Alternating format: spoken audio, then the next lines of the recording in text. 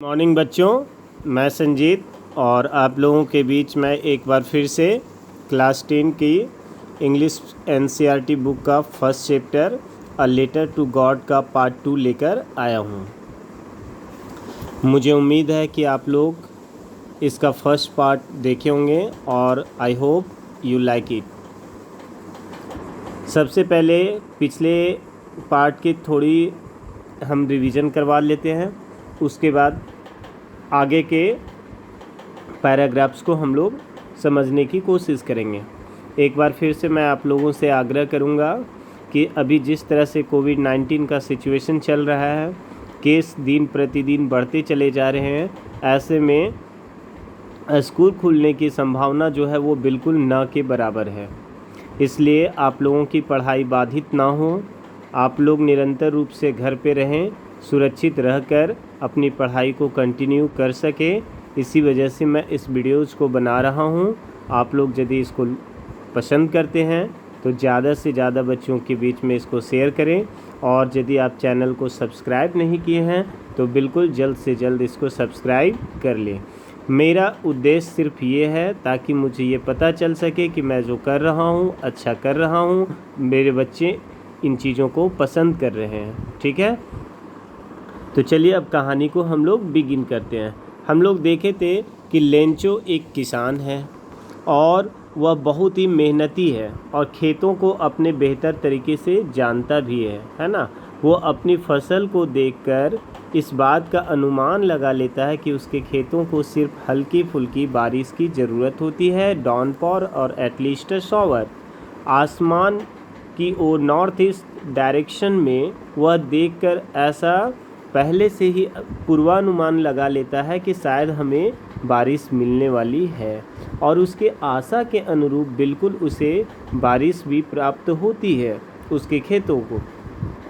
लेकिन अचानक मौसम की बेरुखी उभर कर सामने आती है और मौसम बदल जाता है। एक तूफान बर्फबारी के रूप में मौसम उसके फसल को पूरी तरह से क्या करके रख देता है, बर्बाद कर देता है।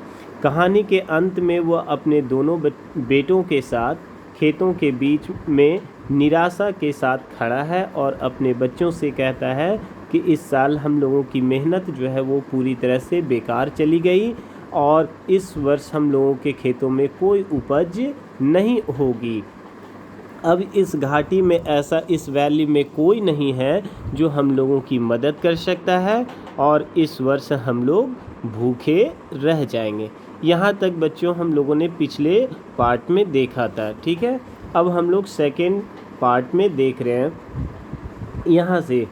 But in the hearts of all who lived in that solitary house in the middle of the valley there was a single hope, help from God।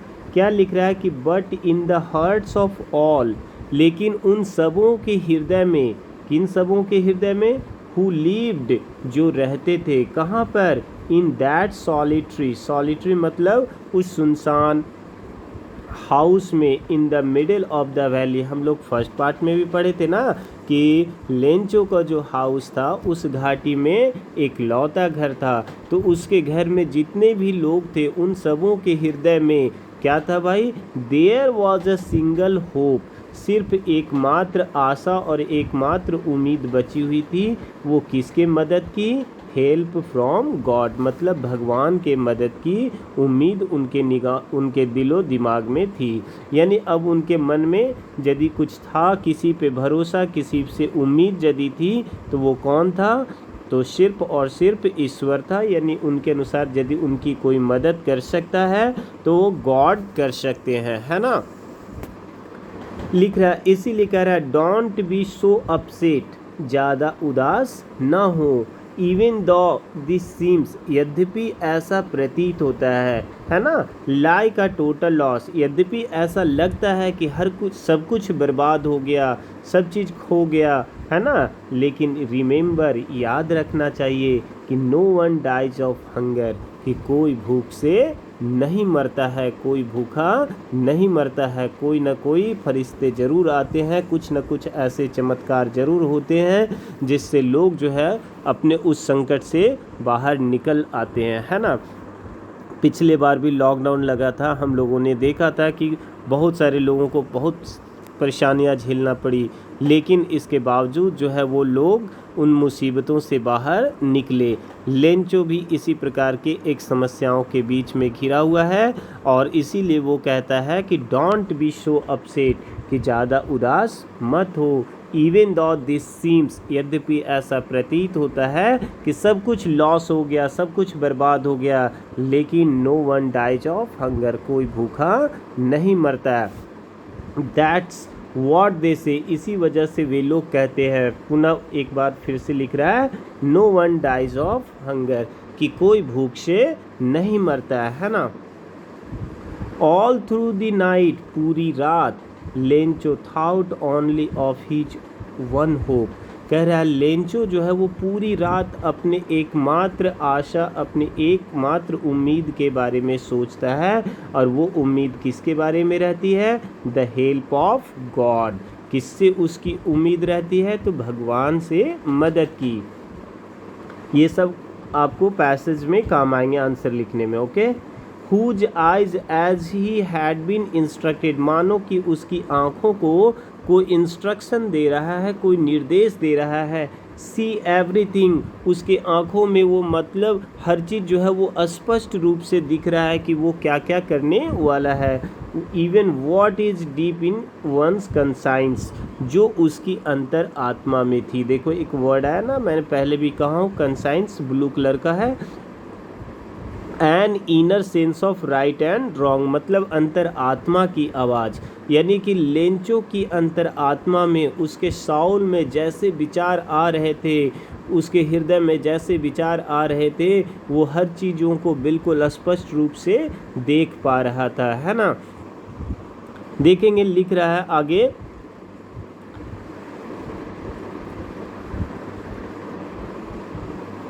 Lencho was an ox of a man, कि Lencho जो था भाई वो कैसा व्यक्ति था? तो बैलों की तरह परिश्रम करने वाला व्यक्ति था।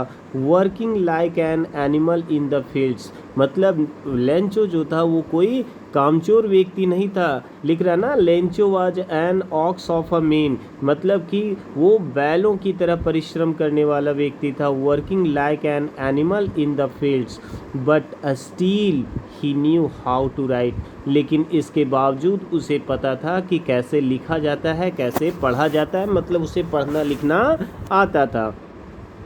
दी फॉलोइंग संडे, वो प्लानिंग कर रहा है कि अगले रविवार को एट डे ब्रेक, जब दिन की शुरुआत होगी, he began to write a letter, वो क्या करेगा भाई? पत्र लिखने के लिए शुरू करेगा। Which he himself would carry to town, और उस पत्र को वह खुद लेके जाएगा, कहाँ? Town, and place in the mail, है ना, और वो उसे खुद ले जाकर पोस्ट ऑफिस में पोस्ट करेगा, है ना। देखिए क्या लिख रहा है कि लेंचो जो है वो प्लानिंग कर रहा है कि जब अगले रविवार आएगा तो वो उस रविवार को खुद से अपने हाथों से पत्र लिखेगा, और उस पत्र को लेकर वो खुद शहर जाएगा, और शहर जाके वो मेल में यानी कि पोस्ट ऑफिस में जाकर उसे प्लेस करेगा, यानी कि पोस्ट ऑफिस के थ्रू उस लेटर को सेंड करेगा। तो यहाँ पे एक सवाल आ रही होगी आपके मन में बच्चे, है ना, कि वो लेटर आखिर किसको लिख रहा है? तो देखिए यहाँ पे उसका आपके कन्फ्यूजन को, आपके क्यूरियोसिटी को दूर करने की कोशिश की गई है। It was nothing less than a letter to God, कि वो और कुछ नहीं बल्कि सिर्फ क्या होगा? भगवान के नाम पर पत्र, यानी कि वो पत्र किसको लिखेगा भाई? तो गॉड को लिखेगा, है ना, जैसा कि स्टोरी का टाइटल भी है, अ लेटर टू गॉड, यानी कि लेंचो जो है वो नेक्स्ट संडे मॉर्निंग को वो एक पत्र लिखेगा, किसे?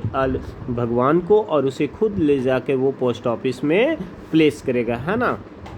देखिए अब हम लोग इस पैराग्राफ में समझने की कोशिश करेंगे कि आखिर वो उस लेटर में क्या कंटेंट डालता है, यानी कि उसमें वो अपनी किस प्रकार से अपनी भावनाओं को व्यक्त करता है। देखिए सबसे पहले क्या लिख रहा है? गॉड, है ना, हे प्रभु, if you don't help me, कि यदि आप मेरी मदद नहीं करोगे, my family and I will go hungry this year, तो मैं और मेरा पूरा परिवार इस वर्ष भूखे रह जाएंगे।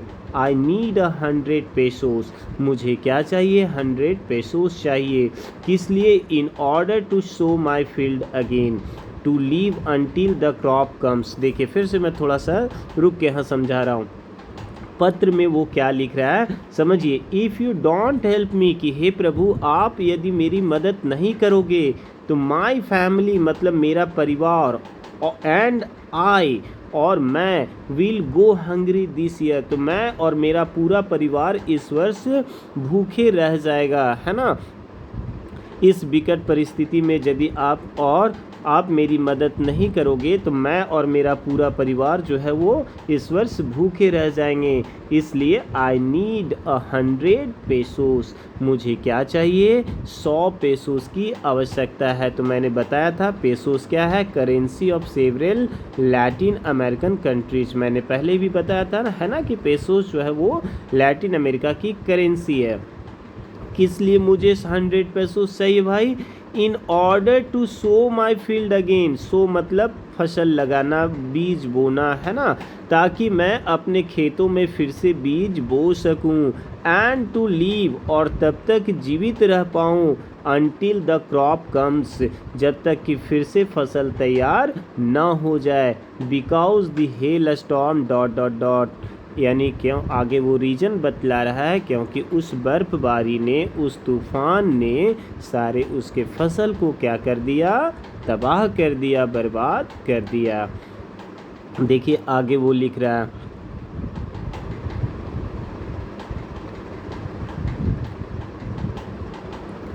ही रोड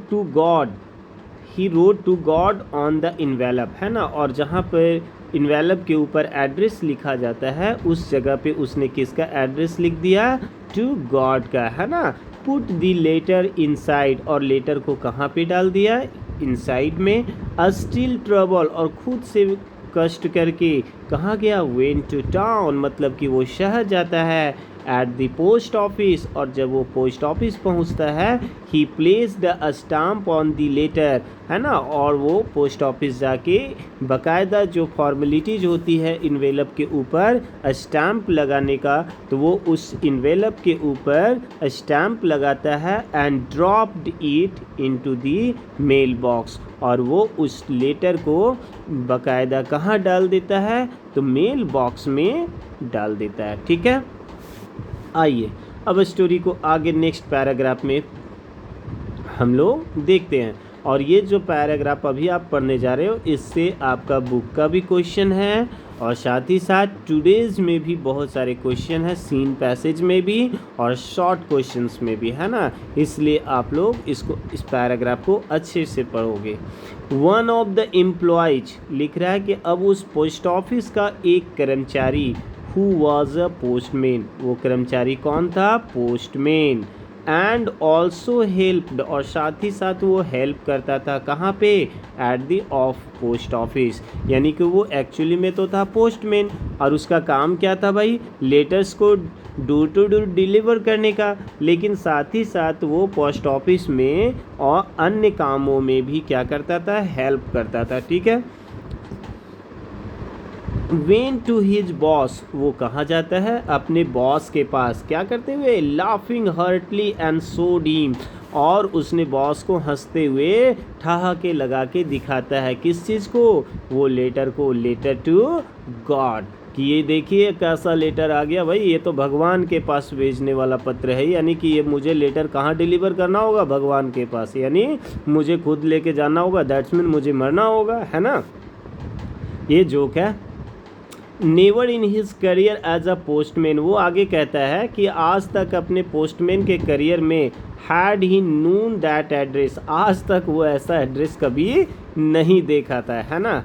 अब देखिए आगे लिख रहा है the post master of fat amiable, है ना। एमिएबल का मीनिंग आप लोग समझ लो, ये भी आपका सीन पैसेज इंग्लिश टुडे में जो है ना 10 क्लास का, उसमें सीन पैसेज में ये वर्ड दिया हुआ है एमिएबल, कि एमिएबल का मीनिंग क्या है इसका लिखना है ना। तो amiable means friendly and pleasant, हंसमुख स्वभाव कह सकते हो, मिलनसार स्वभाव कह सकते हैं। तो चलिए यहाँ पे डिस्क्रिप्शन किसका है, पोस्ट मास्टर का है, पोस्टमैन का नहीं है ना। तो ये पोस्ट मास्टर जो था उस पोस्ट ऑफिस का, वो कैसा था, एक मोटा और एमिएबल पर्सन था, यानी कि हंसमुख स्वभाव का व्यक्ति था, मिलनसार व्यक्ति था। नेक्स्ट पेज में आएंगे।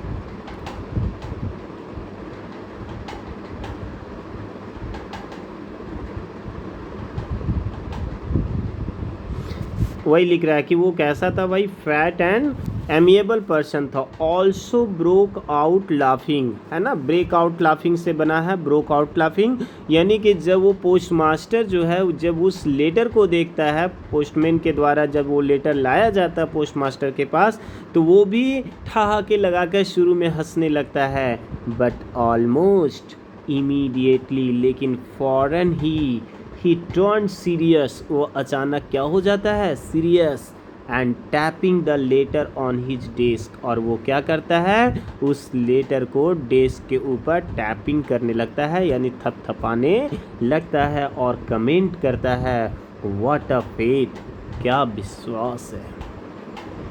व्हाट अ फेथ मतलब क्या विश्वास है, साइन ऑफ एक्सक्लामेशन आप लोग देख रहे होंगे, है ना। कह रहा है I wish I had the faith of the man who wrote this letter, काश मेरा भी ऐसा विश्वास होता उस व्यक्ति के जैसा जिसने इस पत्र को लिखा है।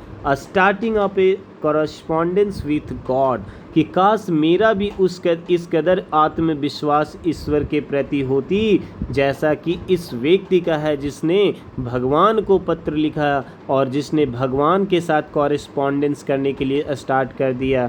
कॉरेस्पॉन्डेंस मीन्स पत्राचार, यानी कि लेटर का आदान प्रदान, ठीक है ना। यानी कि यहाँ समझने की बात होगी, शुरुआत में तो उस पोस्ट मास्टर जो रहता है वो भी इसे मजाक समझता है, इसे लाइटली समझता है ना, लाइटली लेता है, लेकिन अचानक वो गंभीर हो जाता है और वो कमेंट करता है कि कैसा उसका अद्भुत विश्वास है भाई ईश्वर के प्रति, कैसा उसका अटूट विश्वास है, जिसने भगवान को पत्र लिख दिया, किस आशा और किस उम्मीद के साथ, है ना।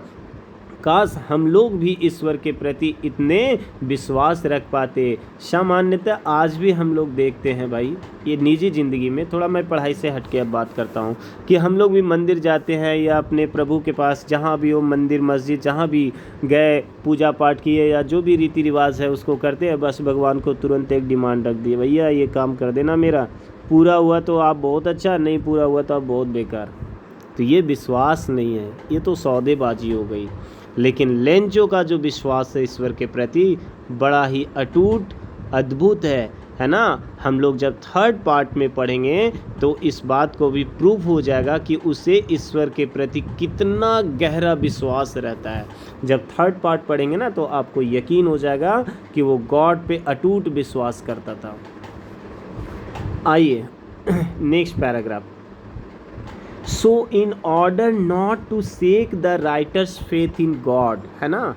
अब देखिए पोस्ट मास्टर के मन में क्या एक आइडिया आती है, लिख रहा है ना, सो इसलिए in order not to shake, कि उस व्यक्ति का जो विश्वास है ईश्वर के प्रति, राइटर्स फेथ इन गॉड मतलब ये जो पत्र लिखा है उस व्यक्ति का जो विश्वास है गॉड के प्रति वो टूट ना जाए, the post master came up with an idea. तो पोस्ट मास्टर के मन में एक विचार आया। क्या विचार आया बच्चों?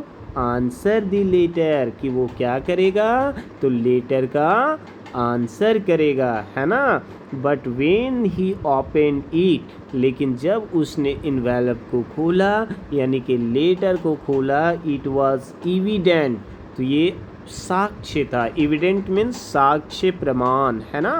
That to answer it he needed something more than goodwill and paper, यानी कि जब उसने उस लेटर को खोल के देखा और उसको पढ़ा तब उसे समझ में आया कि उसके इस विश्वास को कायम रखने के लिए न केवल यानी कि उसके लेटर का जवाब देने के लिए उसके गुडविल की न केवल ज़रूरत पड़ेगी और इंक और पेपर के अलावे भी अन्य कुछ चीज़ों की आवश्यकता है ना, क्योंकि हम लोग लेटर में पढ़ चुके हैं कि लेटर में वो भगवान से किस चीज़ का डिमांड किया था, 100 पेसोस की। तो यहाँ पर ऐसा हो सकता था कि पोस्टमास्टर पैसे की बात को जानकर हो सकता है कि अपने आइडिया को बदल दे, लेकिन ऐसा नहीं है। देखिए, but he stuck to his resolution, लेकिन वह अपने फैसले पर अटिग रहा, है ना, बिल्कुल डटा रहा अपने फैसले से, मतलब वो अपने डिसीजन को चेंज नहीं करता है, डिटरमाइंड रहता है। He ask for money from his employees, है ना, वो सबसे पहले क्या करता है तो कुछ पैसे अपने कर्मचारियों से, एम्प्लॉयज से भी मांगता है। यहाँ से भी एक आंसर है, यहाँ से भी क्वेश्चन है, ये पैराग्राफ आपको आंसर लिखने में काम आएगी।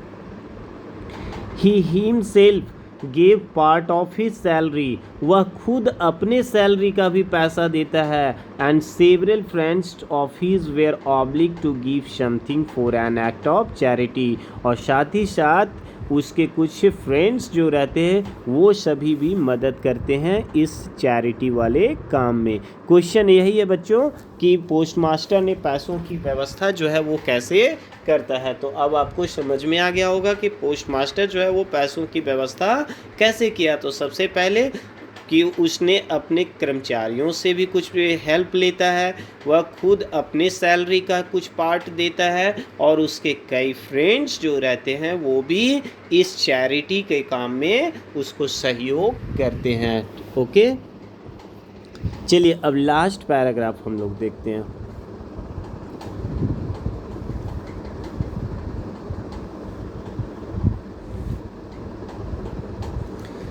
लिख रहा है it was impossible for him, उसके लिए इम्पॉसिबल था क्या भाई, टुगेदर द 100 पेसोस, मतलब 100 पेसोस की व्यवस्था कर पाना उस पोस्टमास्टर के लिए इम्पॉसिबल था। मतलब शायद में भी उस ज़माने में 100 पेसोस जो होगा वो एक बड़ी रकम हो सकती है।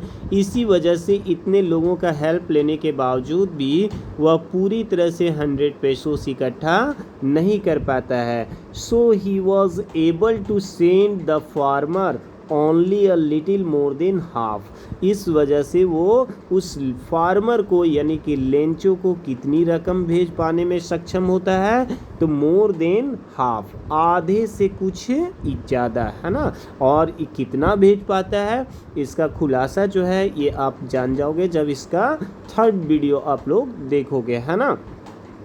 तब तक इस सस्पेंस को रहने देते हैं और अभी हम लोग सिर्फ ये समझते हैं कि वो पोस्टमास्टर 100 पेसोस नहीं भेज पाता है बल्कि आधे से कुछ ज़्यादा भेजता है ना।